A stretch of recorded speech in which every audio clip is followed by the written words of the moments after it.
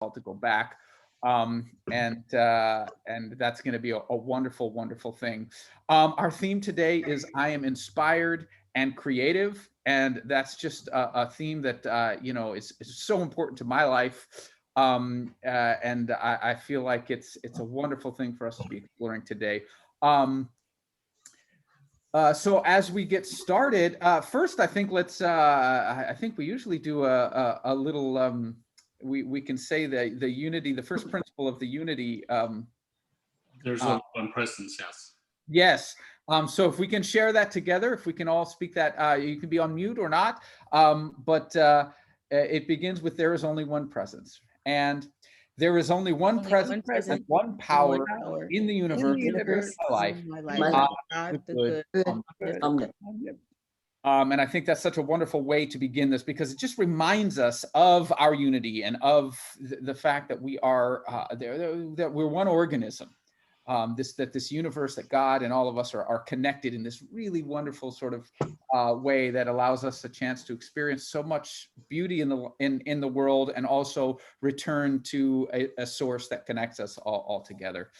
I'd like to remind everybody to mute yourself when you're not on, so to speak. So just so that we make sure to keep everything clear, so that we can hear the speakers and the singers. And the singer, I think, is Karen today, which is wonderful. So I'm going to open with a prayer, and I ask you to open your hearts and be available to the spiritual sort of messages that might come through to you today. Mother, Father, God, we come to this moment with open hearts, ready to receive the richness of this experience, ready to commune with all that is, ready to explore love, truth, and beauty, and to use it as a source from which to create. And so it is, even now. Amen. So yes, here we all together. And since we are here all together, I think it might be good to have a few announcements. And Bob is going to take care of that, but make sure that we just share any information that everybody needs to have. So Bob, take it away.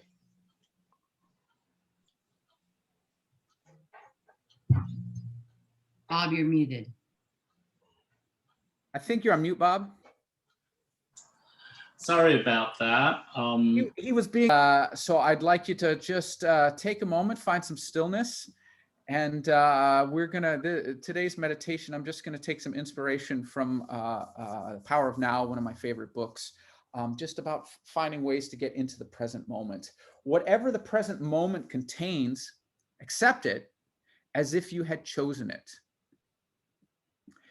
Always work with it, not against it. Make it your friend and ally, not your enemy. This will miraculously change your whole life.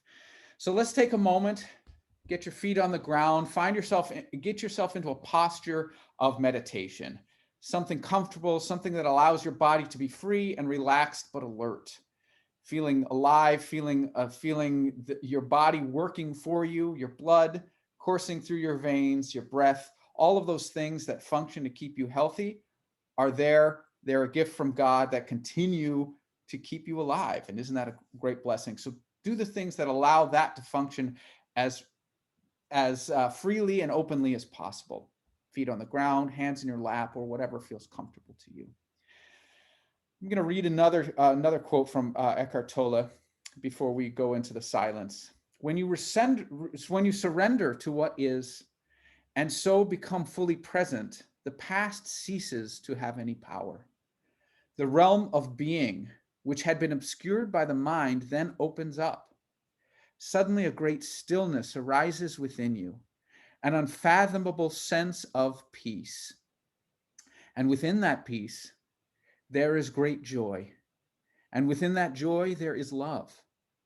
And at the innermost core, there is the sacred, the immeasurable, that which cannot be named. So as you move into this moment, into the silence, move into pure experience. Do not judge it. Do not interpret it. Simply let it be.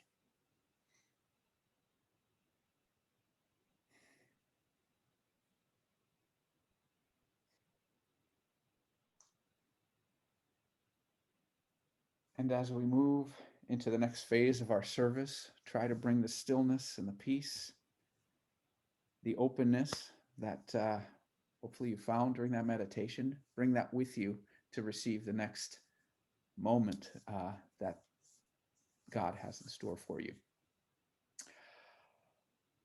Next, we're gonna. So much. Thank you. Well, great. Now it is my pleasure to introduce our speaker, Greg Dorst. Greg has a wealth of experience. It seems as if he has lived many, many lives. He was an attorney for a long time and spent a lot of time practicing law until his life took a very significant turn. And he began working as an addiction specialist and has dedicated years of his life to helping people heal and reclaim their lives. But I personally know him as a teacher. And every time I hear him speak, I recognize that he has a gift for uniting the practical with the spiritual in a way that helps make living our everyday lives into a sacred practice. And I think that's a beautiful thing that he's able to share with us. And so I'm pleased to welcome Greg Dorst. Take it away, Greg. Thank you, Matt. You're good at this. So I want to tell you that I sent Matt a bio, and it's filled with all kinds of things that sort of represent a life as somebody else would see it, and I get to edit those things out, and so I mean the things that I don't want in there, I get to edit those out. But Matt, you touched on things that really brought a tear to my eye because they are not in the bio. Some of the things aren't in the bio. That teacher business, I'm really thankful for the way that you see that. I'm really thankful that comes across. I appreciate it very, very much. I have had to be teachable in my life in order to acquire anything that might be of value to anybody else, which is very interesting. And I believe that teachable aspect came about because I struggled with alcoholism for many years and needed a solution. Now that's not in the bio, but I'm sober and clean 23 years now, and a journey of self-discovery. And that's nothing compared to a lot of other people, but it is the beginning of my journey of self-discovery, which allowed me to be teachable, to let go of some old ideas and to bring in some new ones, which is interesting because that's sort of what we're talking about today. When I say I'm inspired and creative, what that kind of means is that I have to let go of some of the old things that I believed would guide me through, would make me able to live this life in a way that made sense. So inspiration comes from that place of being able to let go of some of the old ideas that haven't served me, actually. So I appreciate that very much, Matt. I thank you for doing it. You're very good at this. So you guys, I really love this topic today. And I don't know what you've heard over the last several weeks on the topic because they're monthly topics, but the theme of I am inspired and creative is really a terrific theme. And I actually love how somebody chose, I'm not sure who it was, chose Isaiah 43:19 to kind of bring that into view. And there's a lot of backstory in Isaiah, the book of Isaiah. And, the quote that was taken out for the talk for this month, I am about to do a new thing. Now it springs forth, is just a small portion of a book that is actually talking about judgment and salvation and all of the things that have to come about for God to prove to the tribes of Israel that they are his chosen people. And there's a lot of death and destruction in that. So if you looked at this book as just a kind of a recitation of what one might think as history, you would see that the Babylonians were completely destroyed because God wanted to open up a new way of being that allowed the Israelites to prosper. So when he says, I'm about to do a new thing, he's talking about, I'm about to wipe out the Babylonians. I'm about to give you guys a chance, a new chance. Something new is going to spring up when I do this, because they're oppressors. They've oppressed you. They have made life difficult for you. And I'm about to do this new thing. So if you looked at it from that standpoint, God is taking control of this circumstance, which appears to be unjust and doesn't benefit his chosen people, and does that thing which will eventually make it better for them. It's not something that the Israelites could do for themselves, so God did it. Well, that's an interesting way to look at it. And for me, it doesn't cut the mustard. I love the ideas that are presented in the Bible, but they need a metaphysical interpretation. They need something in the way of an inspired viewpoint, so that we can get the true value out of it. I mean, that's what I think the Bible's all about anyway. It is a great library of books that allow us to see how humankind has progressed over the course of centuries. And it brings forth some true lessons as to how we are to live, but only if we take a deep dive into what is truly going on in the telling of those stories. So this story is really interesting to me in the context of some New Testament books and epistles that were later given to us in the New Testament. And so I'll hold that for just a moment. This whole idea of creating a new thing, about setting forth, allowing to spring forth something new through inspiration and creativity, is only available if you're willing to let go of the old stuff. So essentially, looking at this story, you'd have to say, God decided that we have to let go of what we already have in order to allow something new to come into the lives of those favored tribes of Israel. So he had to let go of the old in order to bring in the new. That's a concept that runs through Isaiah and is important for us to understand. But if we just see it as, the wiping out of the Babylonians and the freeing of the Israelites, so that they can prosper, we don't get much from it. But if we look at it from the context of being able to release the old to bring about the new, we can recognize and understand what this idea of inspiration might in fact require. So in order for us to receive inspiration, we have to be able to open ourselves to all the things that are available to us that we haven't really, embodied yet.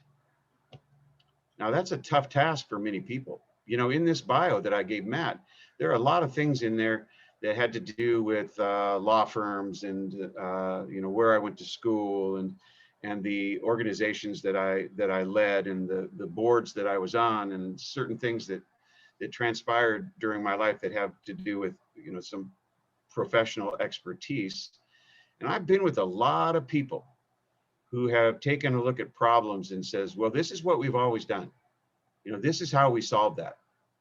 This is what we do in those circumstances. And, and I've always kind of knitted my eyebrows and gone, well, do we really want the old thing?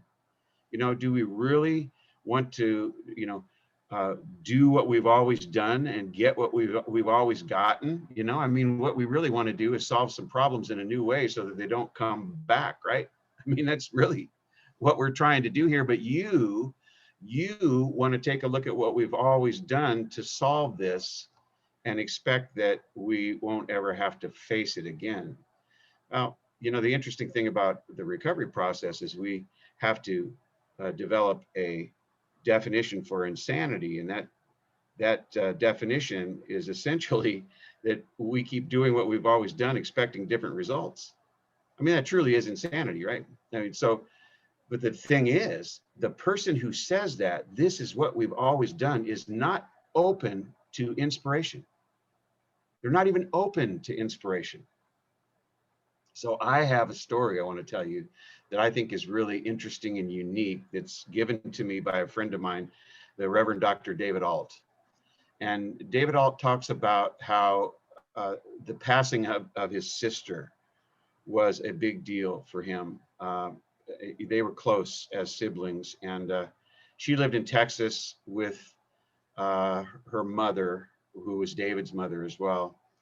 And in order to handle the arrangements, David had to travel out to Texas, to actually Beaumont, Texas, and went out to the gravesite where his sister was to be buried, took a look at the landscape, and I think he was going to do the service as well. And he was with his mother at the time, and he happened to say to her, well, let's go, down the way here and take a look at where Dad's buried. And so, he hadn't been there in some time, and so they did that. And at that location where his dad was buried was a headstone that he hadn't seen before, because it had been an updated headstone, because it was intended as a plot for his mother as well, but she was still alive. And so she's with him, accompanying him to this gravestone that says, here lies the father, and her too, because she is looking to, at some time, being united with him at this particular gravesite. And it has a date of her birth, and then there's a dash, and then there's nothing there, to be filled in at a different time, right? And so he looks at that and he says, oh my goodness, this is of course going to be your gravesite. And he was struck with an inspiration that was just absolutely could have been an abomination to any religious person. He says to his mother, this is an amazing opportunity. You get to dance on your gravesite. You get to dance on your own grave. And so he started humming a tune, and they got together and they did a little close together dance, and then they separated and they danced apart from each other. And he said they danced for about 10 minutes. She danced for about 10 minutes on her own grave. And he said he will never forget that. He has some memories of his mother, but none like the one that she and he were dancing on that gravestone. So, I love that, because it absolutely brings to the forefront this idea of inspiration and creativity, because a lot of things had to be done. I mean, I think he indicated that he kind of had to prod his mother to do it. Really, it's against conventional thought processes to dance on your own grave, or even on the grave of your husband, right? I mean, who knows what that signifies? Some people think, we're just celebrating the death, but for David in this exercise, he was celebrating her life, and he was also celebrating this idea that there really is no death. And so he explains in depth how, he and his mother had conversations about that this is really kind of like a triumph over death. I mean, we're in an Easter month, and that's kind of an interesting way to bring about Easter ideas too, that this is really a life that is continuous and infinite and magnificent and wonderful. And we are in a material body, but that's not the end of all of this, right? It can't be. I mean, if all there is consciousness, then it continues on, which is why whenever, I do an Easter talk, I talk about how some people are so excited about the second coming of Jesus and how it's just going to set things right. And I say, well, he never left. I mean, left all of the principles for us to live a life that matters behind, left the consciousness of true love, of forgiveness, left the consciousness of oneness with spirit, with God, left the consciousness of this unity of life that we so celebrate every Sunday and every time we think about it. I mean, this is what he left for us, and we grow into it. I mean, the physical body really isn't that necessary, at least at this juncture. I mean, and to think so is kind of like a step backwards, isn't it? I mean, it really is. Because these ideas, these magnificent ideas that can inspire and create are still here. So, you know, David, when he explained that story, I thought, you know, I think that true wisdom in today's world is allowing ourselves to accept something new. And in the process, we may have to take a look at our ideas that no longer serve us. I mean, there may be some ideas that no longer serve us that we have to release in order to accept something new. True wisdom allows us to do that. Of course, I think that I've taken it beyond that, because I think we can separate those things in our own mind, in our own consciousness, in our own lives. And my saying is, one door does not have to shut in order for a new one to open up. And that's kind of like, because I live a life of this and today, you know, this and today. You know, I had a friend that I mentored for a while who was really an intense human being, you know, and I would introduce him to concepts and books and things that that I liked. And I remember him reading the first book that I introduced to him. And he read it and he was so inspired by it. He had a bunch of new ideas and we discussed them. And then he said, I love this book. I'm never going to read another book. This is the only book I need. You know, all of the answers are right here. I don't think I'm ever going to do anything but start at the beginning, read all the way through it, and then begin again. And I thought, it's time for lesson 2, right? I mean, the purpose of us talking about new things and being inspired by new things was to create something new in his life, not to create a closed mind around the exact newness of what we had presented and discussed. So, you know, it took a while, but we eventually got through all of that kind of stuff, you know, introduced another book and, you know, introduced some other new ideas. And you know, pretty soon, I mean, he was available to the idea that, you know, there were a couple of great men in history, you know, there were a couple of great souls, a couple of great people in history. I mean, he's open now to Jesus and Buddha, you know, he's open to this religion and this religion. He's open to this spiritual path and this spiritual path. It's a wonderful idea to be open to those things. So this is inspiration. The inspiration is merely the wisdom to allow something into your consciousness that may have been blocked before by something else. So that's really what inspiration is. Now, you can have inspiration and not be creative. Happens all the time, doesn't it? I mean, oh, I just got this inspiration and I think I've got to act on it. And then before long, it's gone. You know, you maybe didn't write it down. You maybe didn't take advantage of the moment, and all of a sudden it's gone. And you can't even remember what it is, you know. Fortunately, I have a spouse who is really steeped in these concepts of inspiration and creativity. And so I get it. And she also has a far better memory than I do. So as soon as I get an idea or she gets an idea, we talk about it, you know. We just lay it out there and so I can turn to her and go, what was that I was talking about the other day? Or what did you say? And she can remember it. It's an absolutely wonderful thing. So this whole idea of inspiration is important to who we are as creative human beings, because without that inspiration, there's no real seed in order to bring about this plan of creating something new. Because I think you guys are here because that's what you want, right? You want to create something new. You do. And not that what you're living in is bad, you know, where you are is a bad thing, but, you know, I ask all the time, is it okay with you if your life gets better? You know, that doesn't have anything to do with how good your life is now. You know, but is it okay with you if your life gets better? Well, of course it is. You know, you're not saying in that statement that your life is bad. You're just saying, man, better is good. I'm okay. A little bit more good would be fine. You know, I'm open to that. I'm not going to push it away. like my friend did, oh, no, this is the only book I'm ever going to read, Is it okay with you if your life gets better? So yeah, I love this idea of inspiration and creativity, and I love the idea that's brought forth uh, through Isaiah, which is in the Old Testament, into the New Testament, which I think shows up in First John, and especially in chapter 4.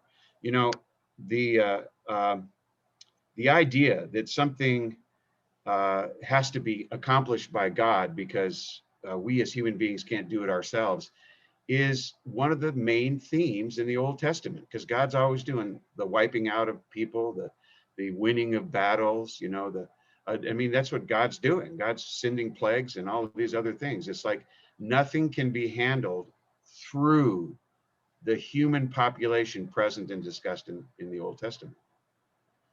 The New Testament does something that absolutely new, brings forth that inspiration and creativity into the human through the idea of Jesus.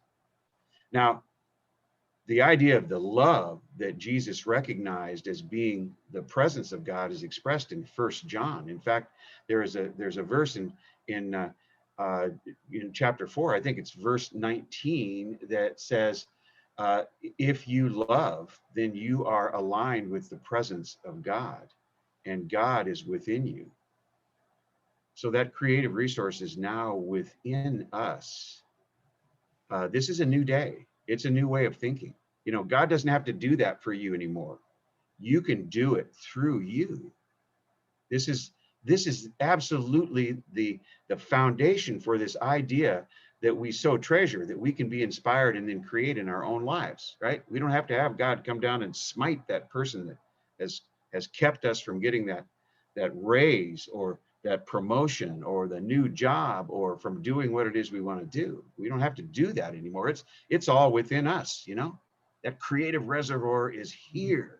Now, I love that we get to see the growth in how humankind views itself through that change from the Old Testament to the New Testament. I love that. I mean, what it says is we are progressing. Consciousness is actually moving us up to a new and different level. And so because I love that so much, I took some stuff from the Old Testament and I put my own spin on it. And you guys, do you mind if I give you that? I mean, I think it's kind of fun because, one of the first things that happens in the Bible in Genesis is the creation story. And every great religion has a creation story. Love that, love the creation story.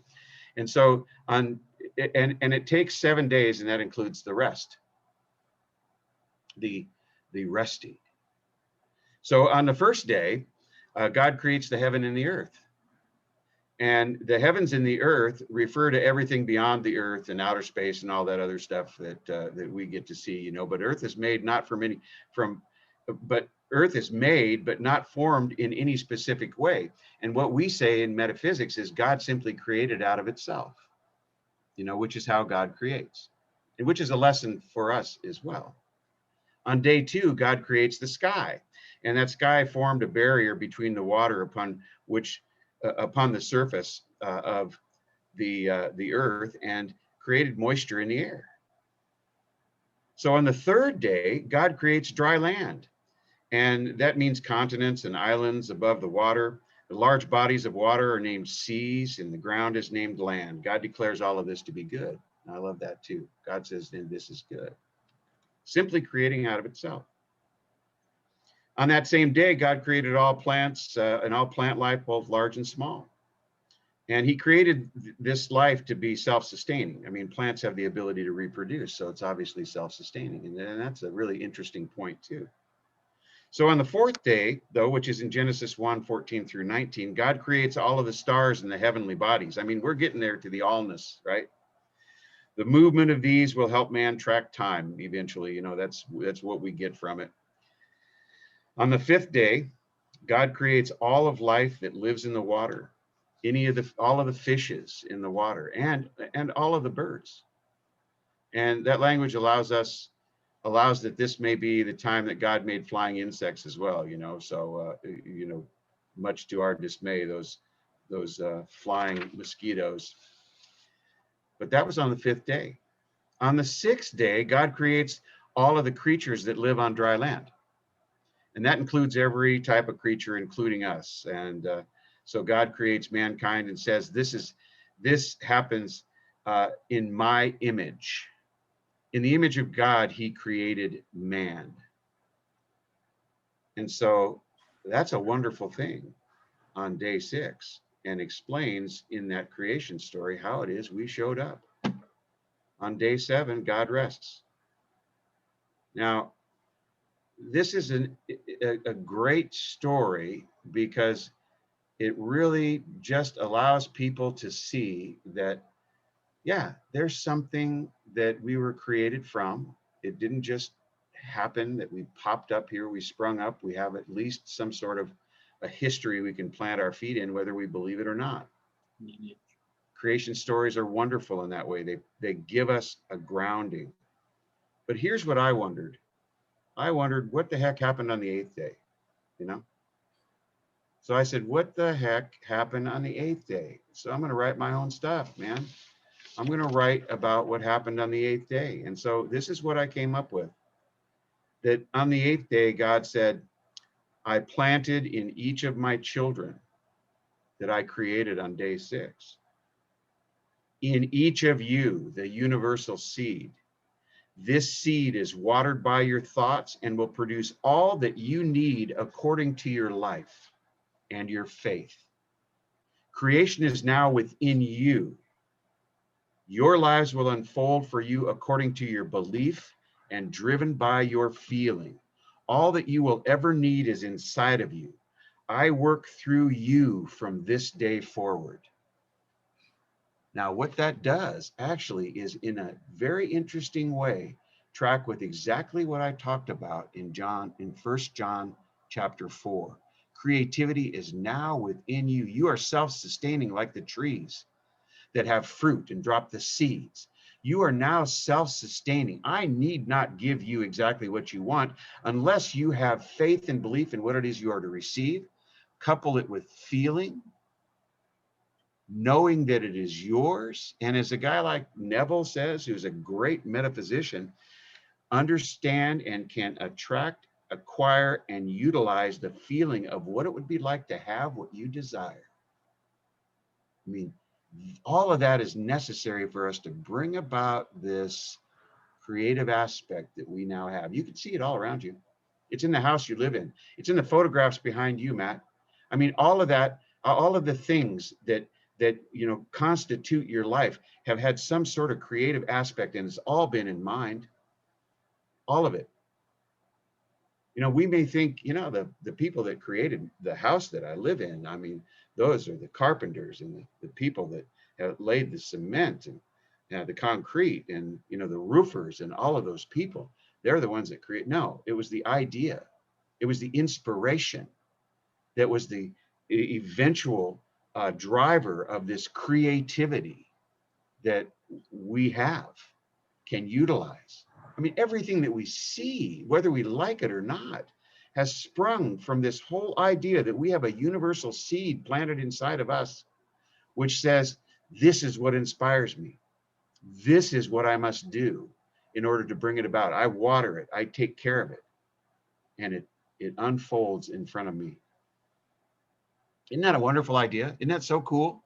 So on the 8th day, so now you just remember, I want that. You just go, well, I'm in the 8th day, baby. I mean, this is what I do. What I do is take this inspiration and I start to move forward with it. We start to see what it is that we can have in this life as it unfolds in front of us. We don't have to be stuck in the old ways.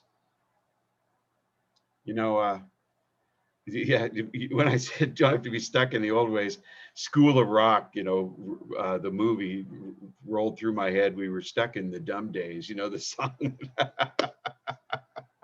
We don't have to be stuck in the old ways. So here we are, you guys. We were told that we couldn't be together because there was this thing called the pandemic and we would risk one another's lives. And we took that seriously and we said, okay, all right. And all of a sudden from that, rather than pushing against this idea, many of us said, well, let's be inspired by this whole thing and let's look into what it is we can actually do. Now, do you know what I get to do? I actually get to see into your homes and know a little bit more about you. I get to feel something about you in that process. You know, some of the things that I do today have to do with some, you know, meetings every single day with some people who uh, I would say need my help and need the help of one another. And I have gotten to know these people much better, strangely enough, virtually, because I get to see inside their homes. They're comfortable in their homes. I get to see what makes them comfortable, you know, the little things that make them comfortable.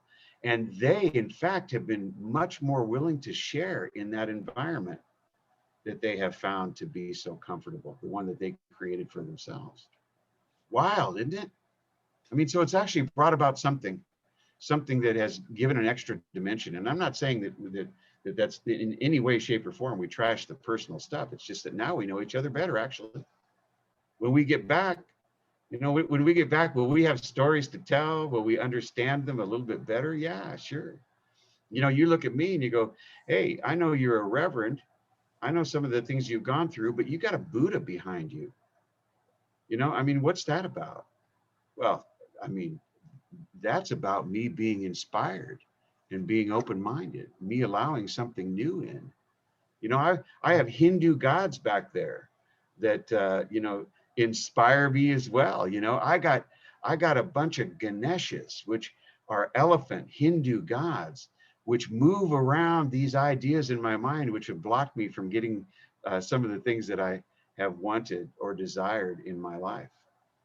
And so when I look at those things, I go, wow, yeah, you know, maybe it's time for me to release that no longer serves me. So there's room for inspiration. So I know that we're out of time here. And Chloe has left. Has she left already? Did she go? She's still here. No? Did you hear? No, Okay. no, I'm here. I'm Oh, here. good. Okay, so I don't want you to have to wait too long. So I had better wrap it up. And I just want to say to you guys that all of this stuff we've been talking about really has already been unfolding in your lives. If you can take a look at where that's happened, you can replicate that anytime you want.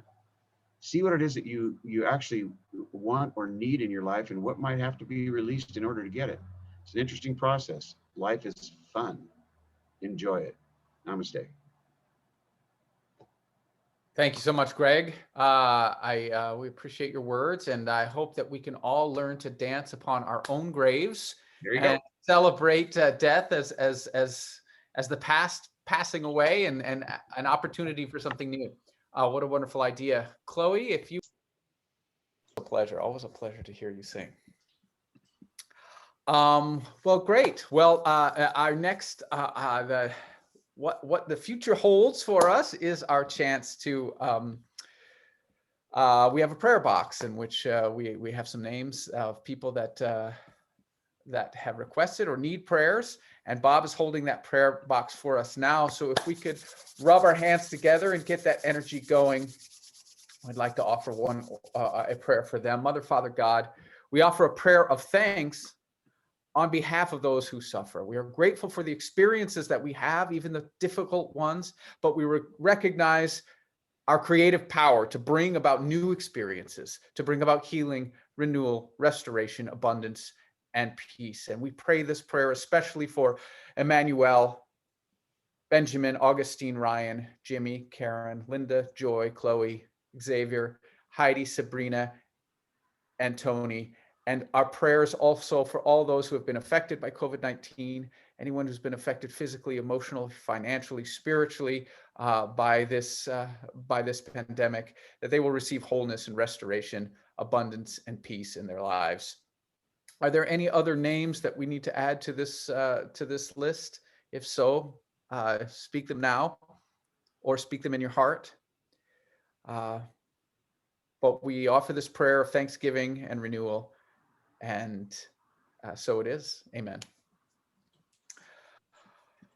Now we have an opportunity to give and receive, and as we do that, I just want to talk about one thing.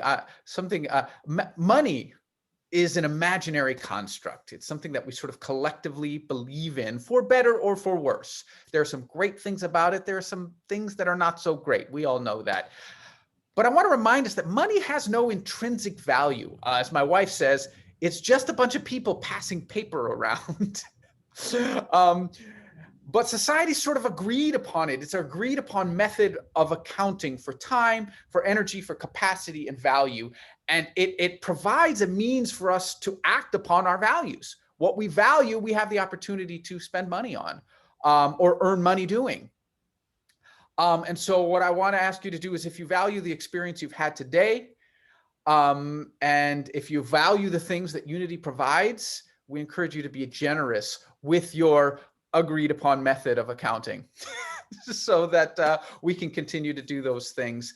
So take the gift that you have, I hope you're planning to offer either through the internet. You can go to the website, or you can send a good old-fashioned check, PayPal. There are multiple ways to give, but take that gift in your heart, in your hands, or your hands, and we'll speak the prayer of abundance. Divine love, through me, blesses and multiplies all that I have, all that I give, and all that I receive.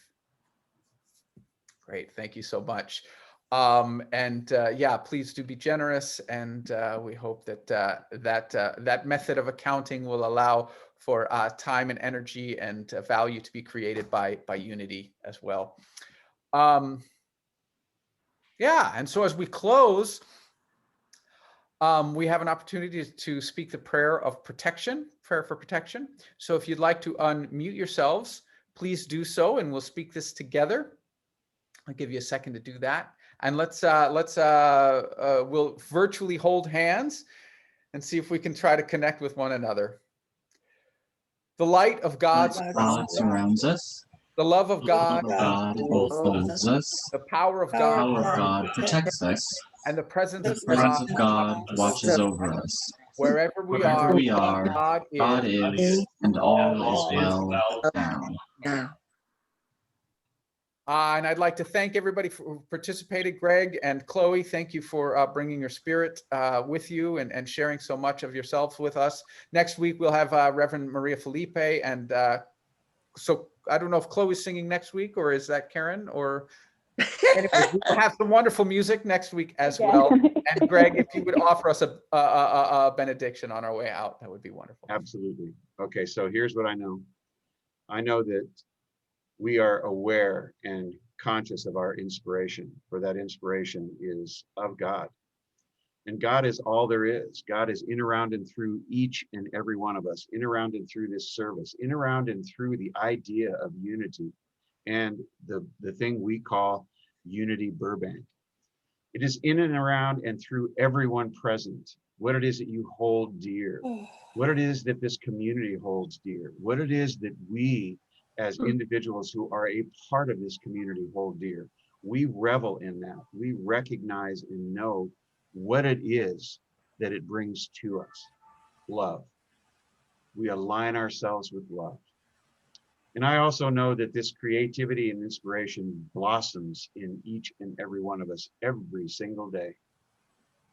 And we just allow it to happen. We take advantage of these ideas inspired within us. And we do the things that are necessary for us to create what it is we'd like to see in the world, whether it is in and of itself a new idea, whether it is in and of itself a new way of being for our community, for our people, for our world, a world based upon and built upon love, that principle of ultimate connectivity, that principle that resides inside of us that is in effect God. And so I bless this right here, right now, as we move into this world and do the things that we are inspired to do the things that we are drawn toward. We are that creative resource. We take it, we hold on to it, and then we let it go. We're so thankful for this knowing. We're thankful for this teaching. We're thankful for one another. And I do release these words into the law of mind, knowing that my word is creative, knowing that our thoughts and feelings behind it are indeed creative. And together we say, and so it is. So it Amen. is. Namaste. Thank you, Matt. everyone. Wonderful job, Matt. Oh, Yeah, Matt, you're awesome. Yeah, Thank you too, Thank you. Greg.